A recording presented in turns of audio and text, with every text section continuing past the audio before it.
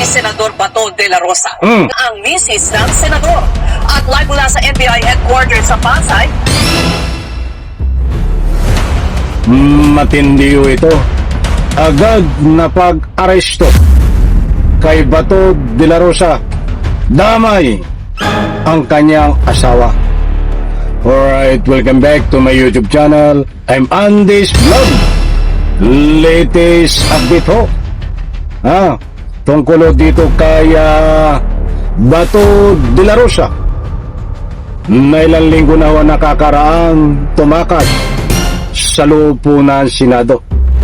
Mayroon pong mainit at kalalabas lang na balita, agad na pag-aresto ng NBI. Damay ho ang kanyang asawa. Kaibigan, isang like sa video na ito kung nagustuhan niyo po. Please subscribe my YouTube channel. Eto, marami ho ang nag-aabang dito tungkol kay Bato. Kaya't kapanapanabik ho itong ating tatalakayin ngayon, sapagkat dito nadamay ang kanyang asawa sa kanyang agad na pag-aresto ng NBI. Matindi ho. Mga kaibigan, shoutout po sa lahat.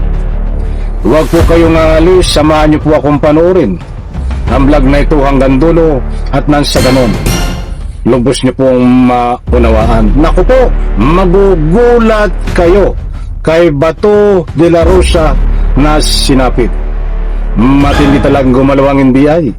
Mga kaibigan, kumusta naman ang mga kapulisan? Kumusta ka, John B. Cremulya? Baka sabihin mong makatakas na naman si Atong Ang.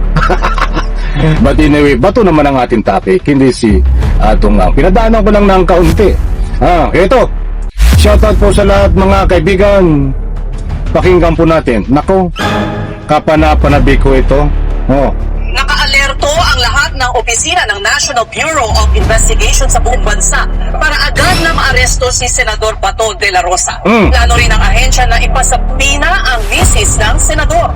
At live mula sa NBI headquarters sa Pasay, nasa frontline ng balitang yan si Gio Robles. Gio, bakit kailangan ipasapina ng NBI si Mrs. Nancy de la Rosa? Matindi ho, ay damay ho ang kanyang asawa. Nabanggit na pangalang Mrs. asawa ni Bato de la Rosa. Kailangang may gawin para na sa ganon pigain. Ay matindi ho. Tingnan nyo ito. Itong susunod na ibabahagi ko sa inyo, ay baka ho hindi kayo makapaniwala. Grabe ho. Ito. Nako. Ay, nasa frontline ng balitang yan si Gio Robles. well. Gio, bakit kailangan ipasapina ng NBI si Mrs. Nancy de la Rosa? Isa nga ang asawa ni De La Rosa sa mga balak ipatawag ng National Bureau of Investigation ayon mismo kay NBI Director Melvin Matibag. Nako. Yari. Anya, isa si Mrs. Nancy de la Rosa sa mga huling nakasama ng senador bago ito tuluyang maglaho mula sa mata ng publiko. Higit 2 linggo na mula nang huling makita si Senator de la Rosa matapos tumakas sa Senado madaling araw ng May 14 kasama ang kanyang aide at ni Senator Robin Padilla. Pinagbasehan ng NBI ang mga social media posts ng asawa ni de la Rosa na ginamit umano ng kanyang asawa ang barilan sa Senado noong May 13 para makatakas. Hinggan natin ang pahayag ni Magibang kaugnay dyan. Of course, we're contemplating an issue subpoena to his wife also. Kasi may statement siya yung wife type, you will recall, sa online news nyo, that what happened on May 13, yun yung ginamit na opportunity ni Senator Bato to escape the arrest. Well, ito. Matindi yung mga kaibigan. Tuloy daw ang manhunt ng NBI sa posibleng kinaroroonan ni De La Rosa. Anything is possible. Ika pa ni Matibag nang matanong kung sa Luzon, Visayas o umuwi na sa Mindanao ang puganting senador. Dagdag pa ni Matibag, nakaalerto ang mga regional offices ng NBI sa buong bansa kaugnay dyan. Binabalidate rin ng NBI ang mga personalidad na tumutulong umano kay De La Rosa na magtago. Gaya raw ni dating PNP chief at batchmate ni De La Rosa sa PMAC nagtala class of 1986 na si Oscar Albayalde. Wala pang reaksyon dyan si Albayalde na unang sinuspinde ng PNP ang mga lisensya at registration ng mga baril ni De La Rosa na itinuturing daw na armed and dangerous ng NBI. Ayon kay Matibag, posibleng gamitin ni De La Rosa ang mga baril niya to evade arrest.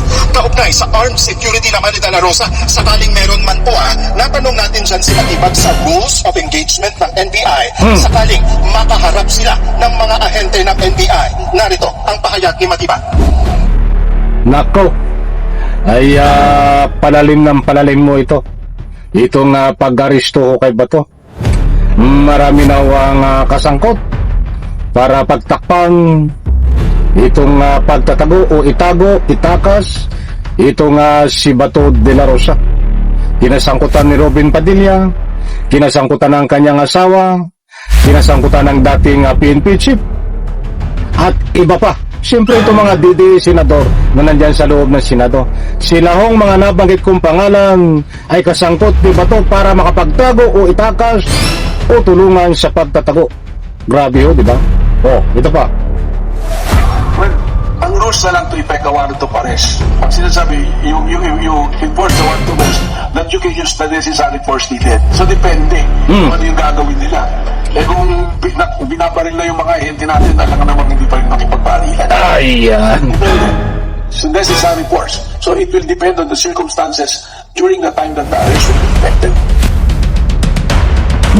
Matindi yung mga kaibigan yung binitawan na yon nitong si NBI Director na ang gusto niyang ipunto, hindi naman tayo ika nga kung susurin natin ang statement ni Atty. Matibag, Director ng NBI. Kung halimbawa pumutok itong kampo ni Bato ay siyempre puputok din itong kampo ng NBI. Kung manlaban o, siyempre lalaban din no. Haba, ay siyempre naman hindi magpapatalo ang pamahalaan. Maaring pag nangyari yun, maunahan ni Bato na putukan, lumaban, o may tamaan si Bato o sa mga NBI. Pero hindi po tatagal. Kahit manlaban o si Bato, iisa po ang patutunguhan yan. Sa dami ng NBI, sa dami ng PNP, may paglalagyan ho si Bato, dalawa lang ang pamimilian. Sumuko ng buhay o pantay ang paa. Dalawa lang ang pamimilian yan kapag nanlaban. So, siyempre naman, ipagtatanggol ng NBI ang kanilang tungkulin sa pamamagitan po ng legal na paraan. Ba't kahit ikaw ho ay magkaroon, kung sakalit dumating ng pantay ang paa ni Bato, ay obligasyon po nilang ipagtanggol. Kung kailangan, dapat ipagtanggol sa tamang paraan. Alam ko mga kaibigan, nakuha nyo ang gusto kong ipunto.